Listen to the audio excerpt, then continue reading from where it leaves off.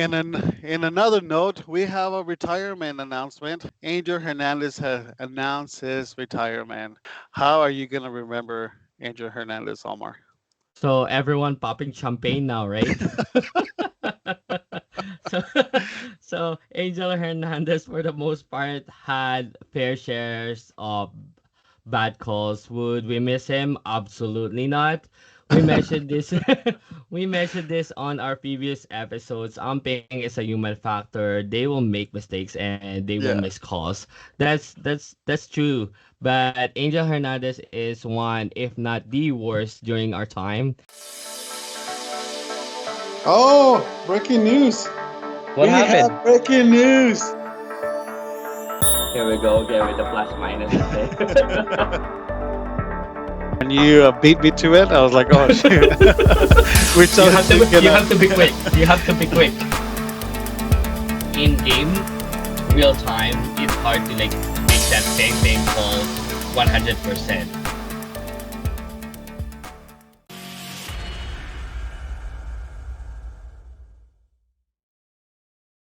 Hello, we are back again. Saturday Sliders, Sunday, June 16th. I'm Almar and I have Armando next to me. And let's talk baseball.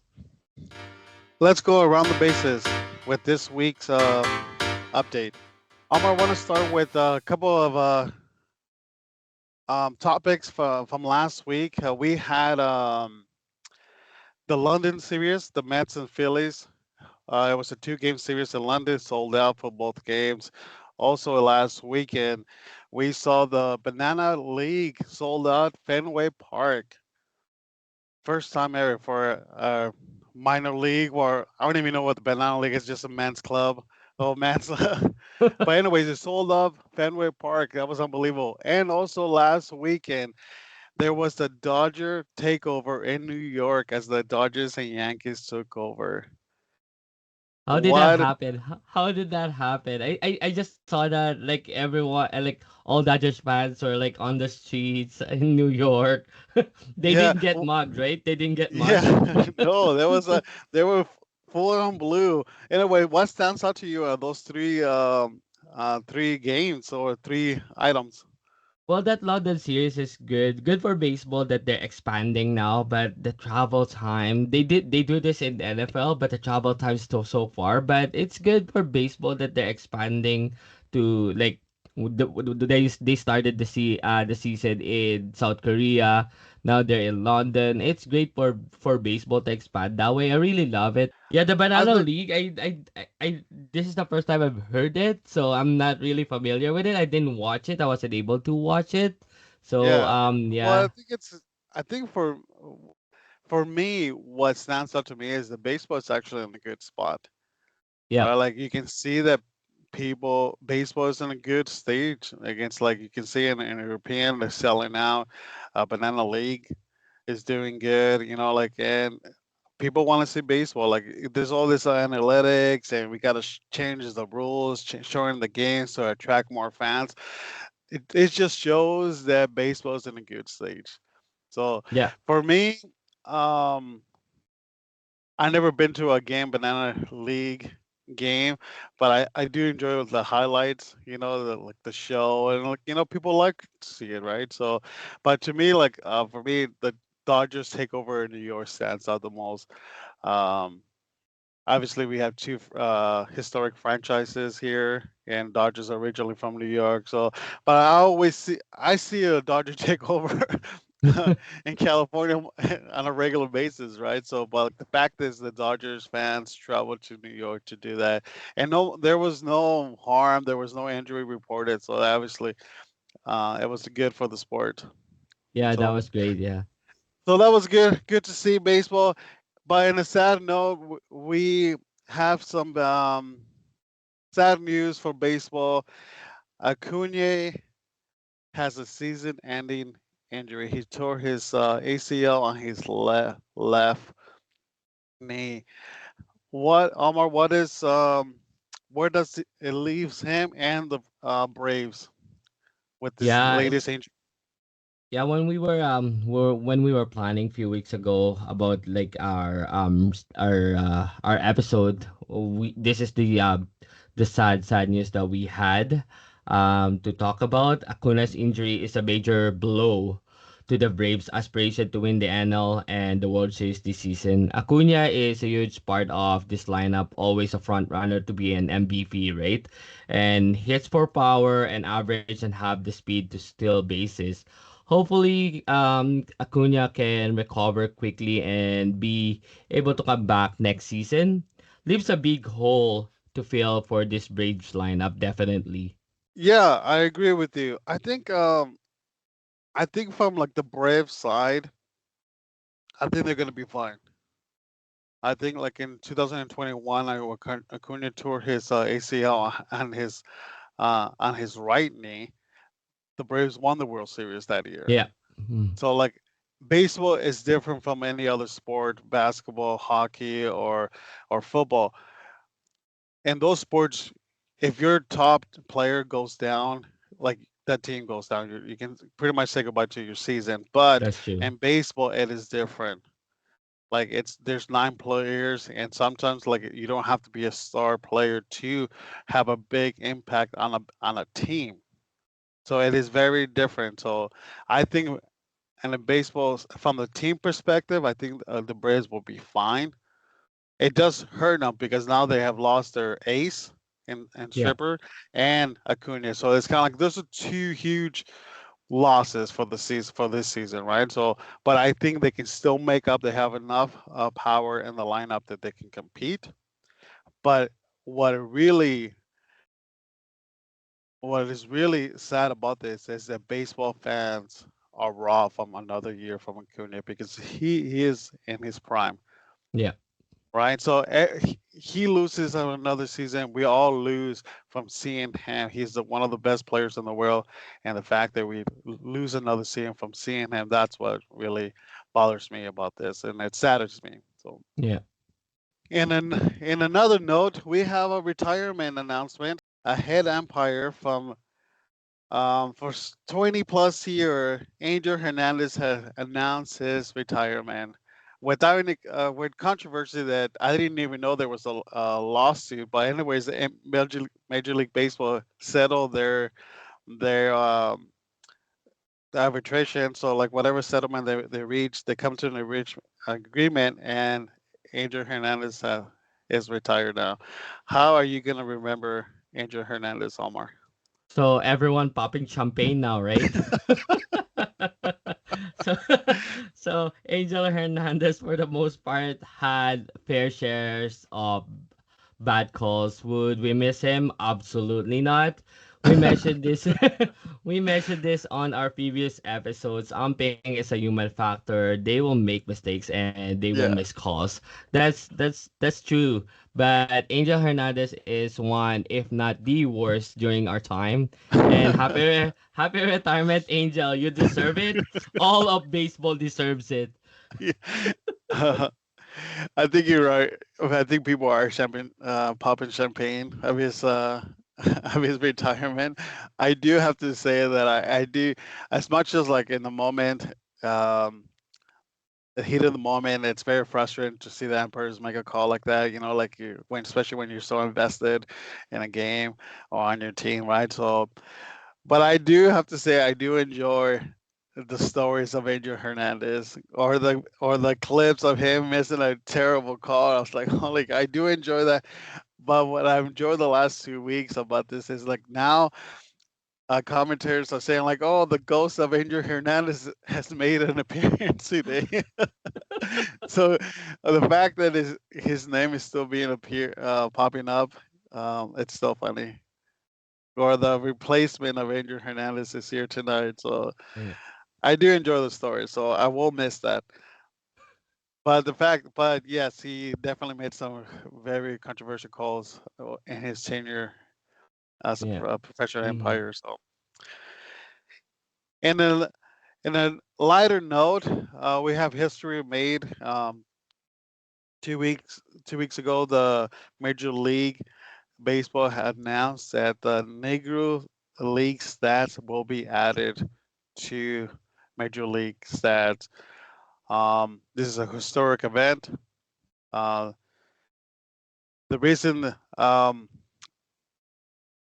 the reason this happens because this was a segregation. The fact is that if there was no segregation, um, Major League players would be competing with Major League roster spots.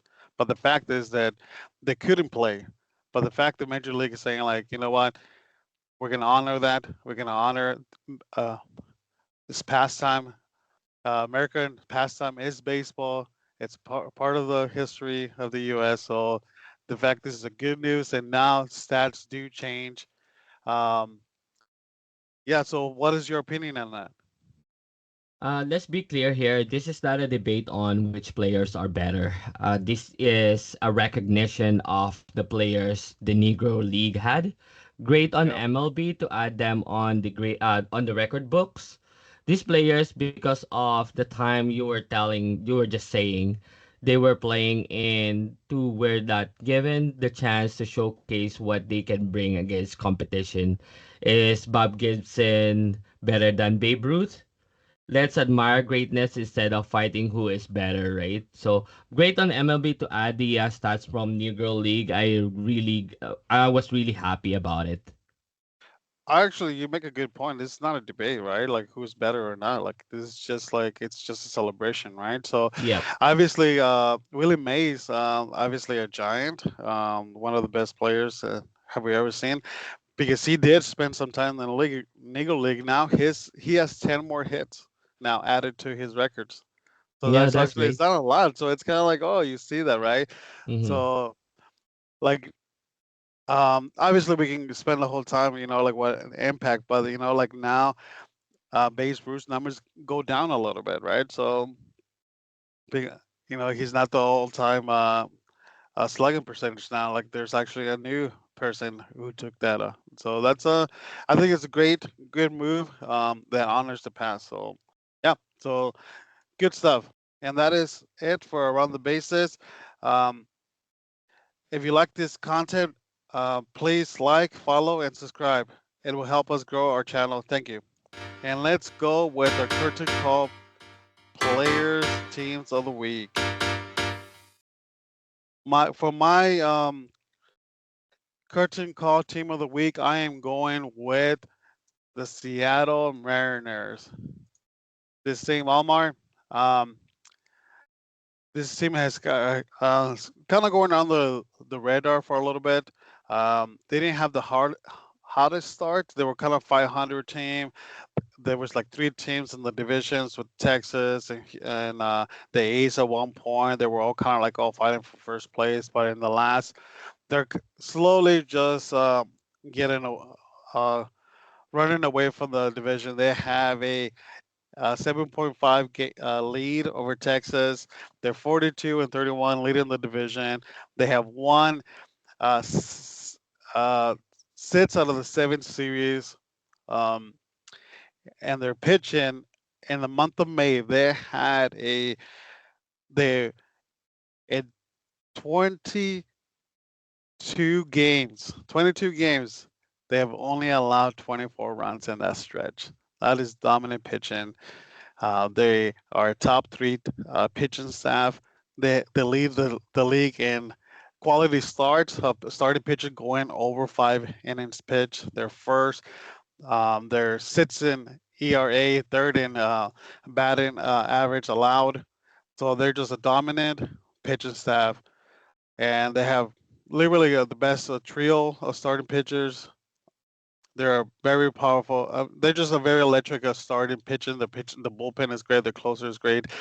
The only thing that is really hinders this, and they're probably going on the Raiders because their batting is actually they're the, they're on the bottom. They're ranked 24th to 28th in their offensively. So that is like at the batting average, they're 28th. They're batting as a team point 221, which is not really good, but like but they're winning close games. They're in a run. They're in a lot of games on under 3 runs a game. If they can pick up, if their offense can pick it up and start putting some runs, they're gonna have a deep run when it comes to October. So that is my team for the week. The M's, yeah, great call here, Armando, with the M's. They actually fired their hitting coach because of, like I said, their batting is horrendous.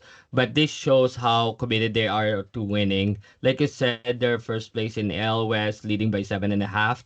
I actually overlooked this team when we are picking our playoff teams for this season, and they are proving me wrong.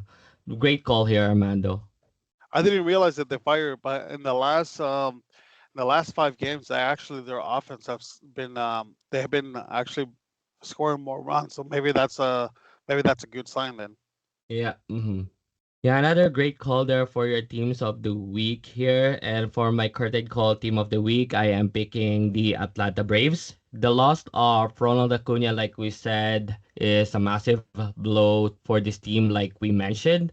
But this Braves team keeps finding ways to persevere and win games to stay within shouting distance of the NL East Division leader, the Phillies. Winners of three straight. Players like Marcelo Zuna and Chris Sale have stepped up for this team.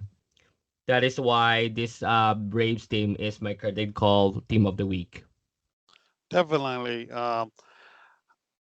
there are they're just obviously you cannot replace Acuna. We all know that he's the top 3 player in the league, but they are finding ways to, and other teams are stepping up. Um, I have no doubt that they're gonna be in the playoffs. We don't know how deep they're gonna go, but that's um, they're gonna just be fine. Obviously, like I say, the only thing that we see is that we're just raw from seeing Acuna right play another season.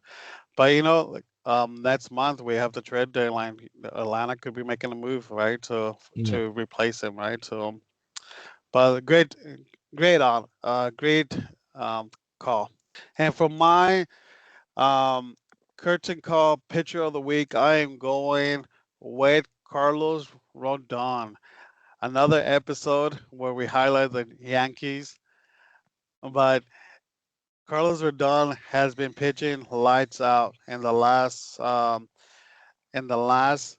7 starts he has made. He has won 7 consecutive starts, going with an ERA of 2.36. He has 81 Ks on the season. He's 9-3. That means he started his season 2-3, but 7 consecutive starts with the victory. He's dominant. Obviously, he last year he dealt with back injuries and he was shut down, a lot of back pains, but he's healthy and he's looking his old dominant self. Yeah, Carlos Rodon. Like I said, another Yankee for your call. Can you just stop this, Armando? But all joking aside and all the hate aside for the Yankees, where will these Yankees be without their pitching staff stepping up in the absence of their ace Garrett Cole? One of their key contributor is Rodon.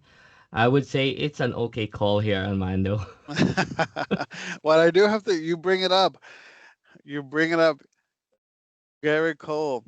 He just made his second rehab start, going 75 pitches. Where does this put the Yankees? They already have a dominant lineup. They have 4 dominant pitchers right now. Yeah, it's scary. It's scary, right? So yeah, they're getting better. Yep.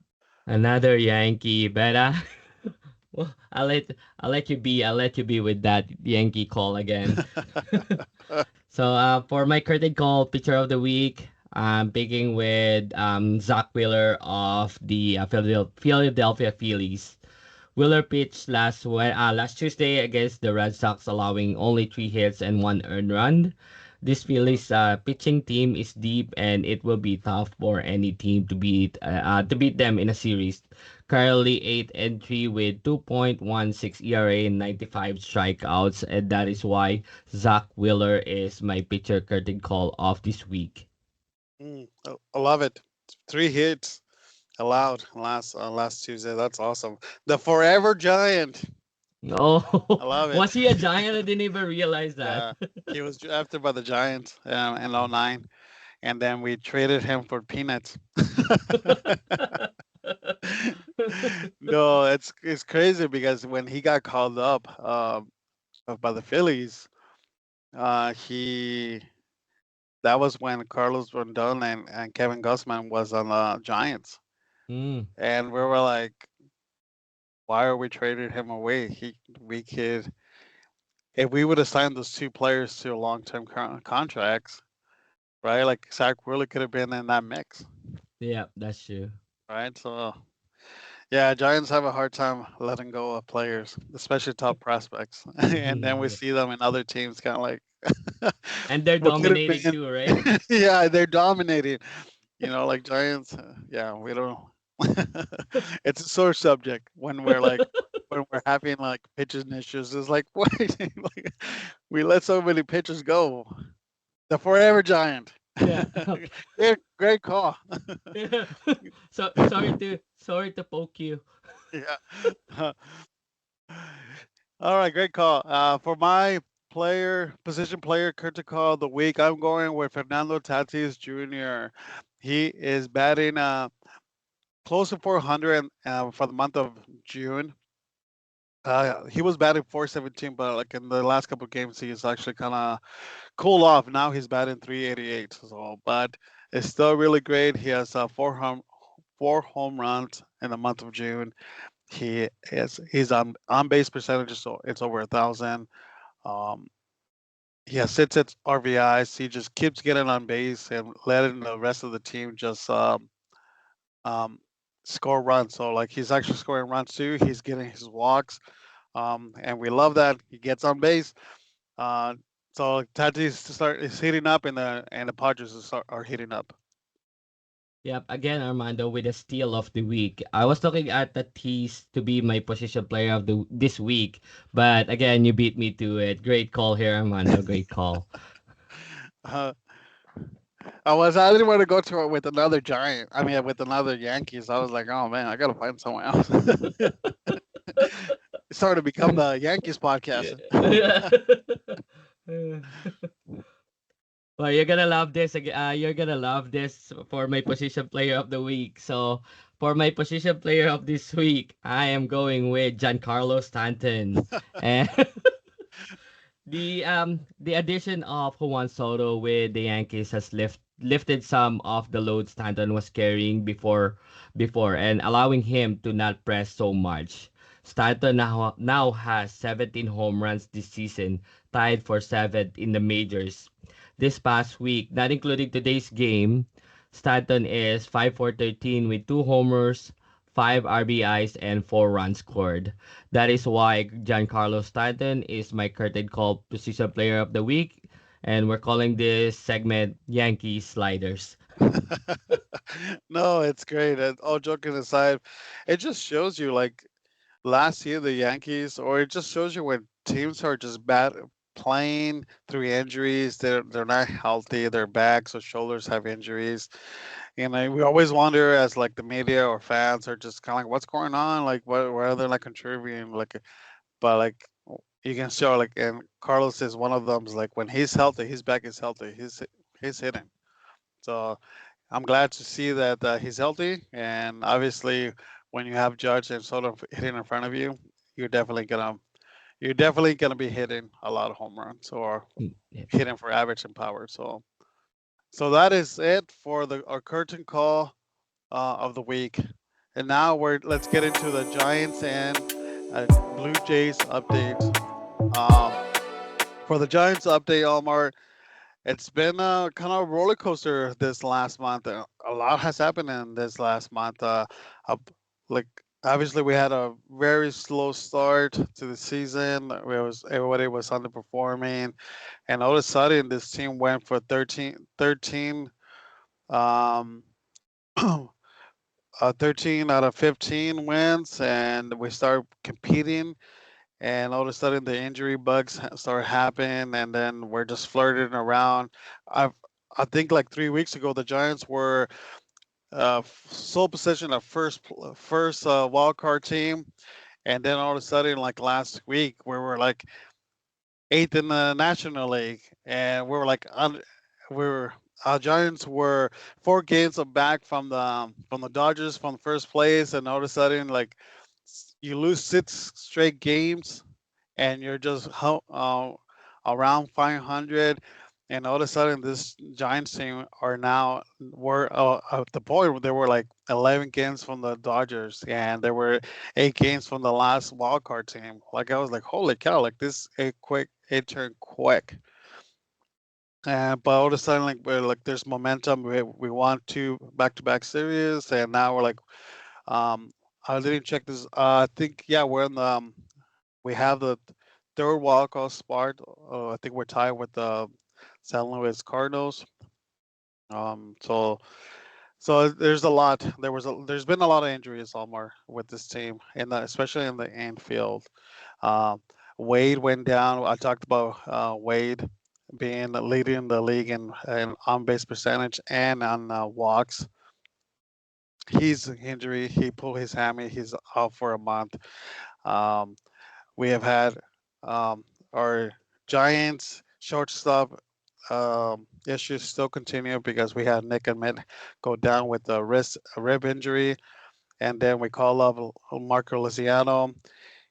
He was doing good, but what while he was covering for Nick and Matt, it just shows you he's not really he's not a natural shortstop.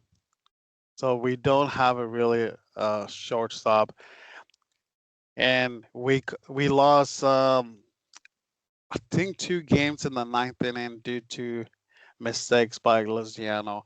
When the game gets closer, there's more pressure. He makes a lot of mistakes. So, but he's great offensively. He runs, he hits, he scores runs. So it's like okay, like okay, is that good enough to keep him on the roster? But then he pulled his hammy. And now he was in the he was sent to the injured list, and then we had Casey Smith called up, and he's well, obviously he was drafted as a third baseman, but he can't play short. So and also Chapman he missed a couple of days also because he was dealing with hammy issues, tightness. So all of a sudden, like holy cow, like this team has no infielders. So we were calling out everybody, and all of a sudden, um, what are they doing? So that's when I think a bullshit rumors start coming. Like, well, the Giants need a shortstop, so like it makes offense makes sense. You know, like the Jays are. There's rumors that they're willing to listen to. But all of a sudden, this Giants call up this guy, um, Wisely, Brent Wisely.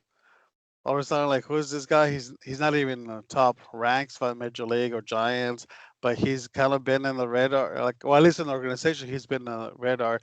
And he played winter ball for the Giants the last couple seasons.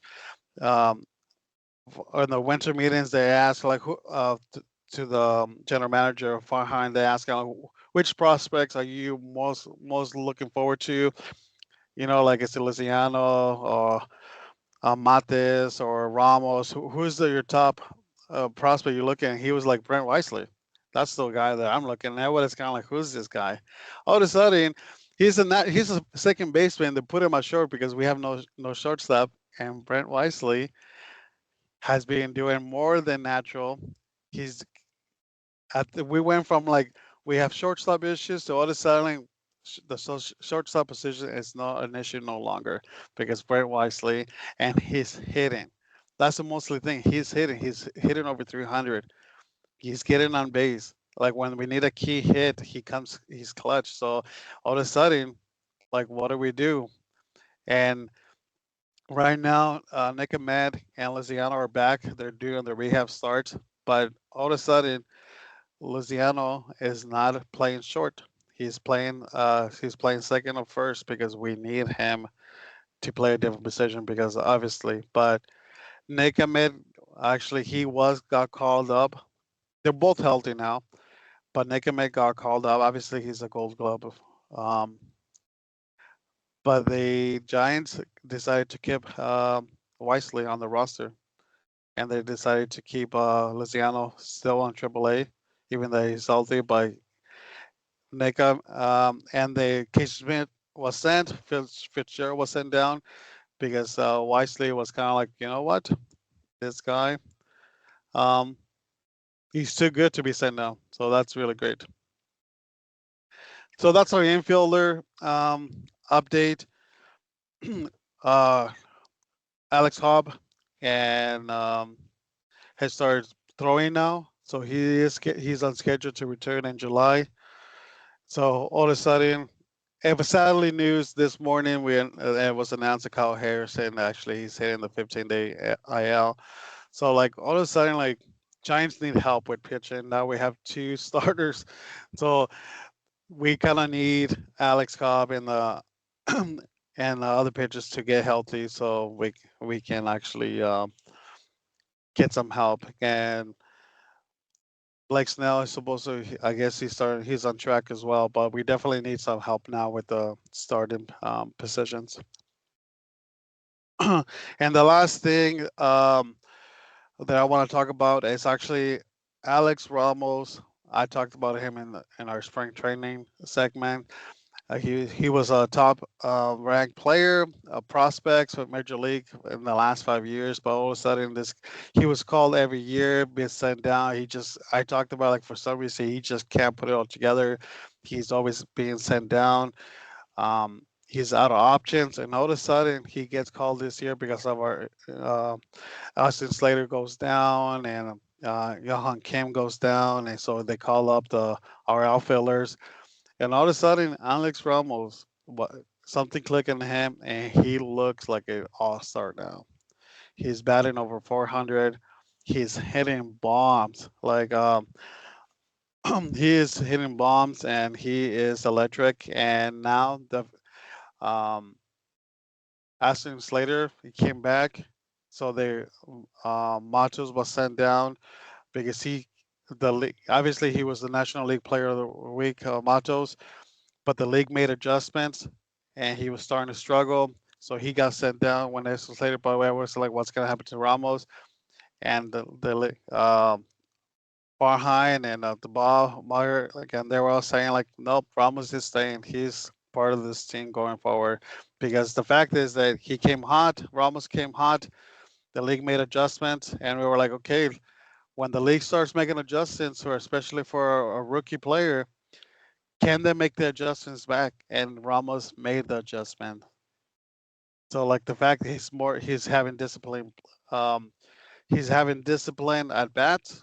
He's not swinging um, wild or swinging out of the strike zone. He's definitely he's making he's hitting a favorable pitch count because he's forcing pitchers them to come in and he's making them pay. So that is the good news. He's been the story of this season, Alex Ramos. That is it for the Giants update. Yeah, good on Ramos there. Like you said, if the pitching and other teams have tapes on the players, they need to adjust to what they're being thrown. And like you mentioned, he hasn't been struggling that much after that. Great on Ramos. Your pitching, it will happen. Injuries will happen. It's a long season. Could you imagine you have Zach Wheeler, Gossman, and Rodon still? Oh, we do. we always Giants. Giants always talk about it. We're like, man, you imagine we had all these pitchers, Yeah, it's a long but season. It's a long season. Well, we go through it. Every team goes through it. It's just a of matter course, of adjustments, right? and that's where it is. It's adjustments, but definitely he's been the story, and I'm glad because everybody was kind of like, when is this guy going to But you know what? And that's the Giants. Kudos for the Giants because the Giants were like kind of like, why are we not trading our prospects? To get the star players. And the Giants have been kind of like, no, we're not trading our top prospects, and this is why. Because Elliot Ramos has been a revelation, right? So since he's been called like at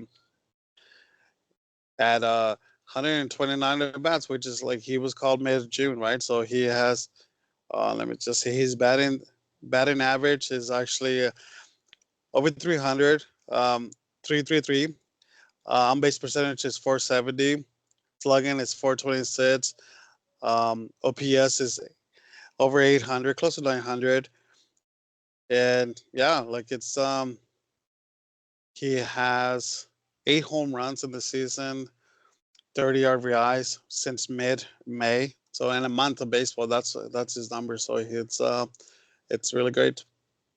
Yeah, good slashing. So, Yeah. all right.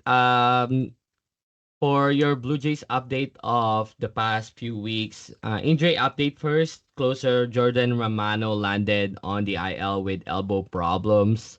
Romano had this issue earlier on, but was able to come back. He is taking injections to help out, and hopefully nothing serious. As Romano moved to third on the Blue Jays list for most saves with 105 saves, just behind Tom Henke and Dwayne Ward. Again, another injury. Alec Manoa cannot catch a Mhm. break. After struggling all last season, Manoa was on his way to proving doubters wrong this season. However, Manoa exited the game early against the White Sox, throwing just 24 pitches. And we just received a terrible news that Manoa's season will be done as he will have a surgery on his UCL. We hope to see Manoa on the mound again next year. Speedy recovery, beast. And the pain continues for this team. It makes you want to throw your TV to the Niagara Falls when you watch this team. Now they have Vlad playing third again, and I'm not sure if the analytics department is clueless or their bench boss John Snyder is spineless and cannot make his own decision on his own lineup card. Just pack it up. Yes, they swept the White Sox a few weeks ago, but don't every team do? So, so Yeah. horrible, horrible first two games against the Orioles, and luckily they got the next two for the split. They are nowhere near being good. Two games below 500, way behind the Yankees for the AL East. I'm not even looking at the wild card, even if they are just striking distance, just adds false hope. For other news, Kevin Biggio was sent down to the minors, then was traded to the Dodgers for a future prospect. Jays then called up prospect Spencer Horwitz. Then a few days later, the Blue Jays DFA'd Vogelbach and called up Addison Barger. Uh, there should not be a middle ground with this team either on the trade deadline, either build for the future or try to contend no matter how slim their chances are. But it's painful to watch this team. Gossman mentioned it when he pitched a few days ago. If they're not really pitching well, the team will lose because they're not scoring any runs. So that speaks volume when your starting pitchers is saying that. And that's your Blue Jays update for this week. Yeah, it's really sad. They actually the team ever since the rumors of the trades started going around. They actually started playing a little bit better, right? So I do enjoy that. Well, at least Vlad has kind of hidden better, but it's definitely yeah, it's definitely disappointing start of the season, right? When there were so much high hopes. Yeah, And where there were a lot of expectation, but you realize it's like, wow, like this just not even close to their expectations. And there was some sort of like some people were saying like, why does the Blue Jays are having so much expectation when when their roster last year were so much better than this year, right? They lost yeah, people, right? So it will be interesting to see what they do. Obviously, we're kind of like the Jason Giants are kind of like the same spot, hovering around 500, kind of like But I think for the Giants, like we seen what this team can be when actually it's meant to, the way it's meant, what this roster was meant to be put together. If it's healthy, like we had a good 3 week stretch where the Giants kind of like, okay, this is the team that we imagine. So we Giants hopes, Giants media kind of like, okay, like we can, if we can survive the injuries, we can definitely contend, right? We look forward to that, but at this point, the Jays don't have that upside, and it's really sad to see that, right? So because last year they were so good, and Kevin Gausman was just he was electric last year, but definitely he's not having the same season. So well, it will be interesting to see what happens, right? So, but anything can change. 2 weeks, if you have a good 2 week stretch, it can definitely change everything, right? So it really goes from like, okay, you're gonna be sellers or contenders or buyers at the trade deadline, which is just a month away. So it will be interesting to see what the Jays do. And I want to say Happy Father's Day to all the dads out there. Someone join me. Happy Father's Day to you, Armando. Yes, thank you, thank you. Yeah. Well, that is all for this week of Saturday Sliders. See you next week.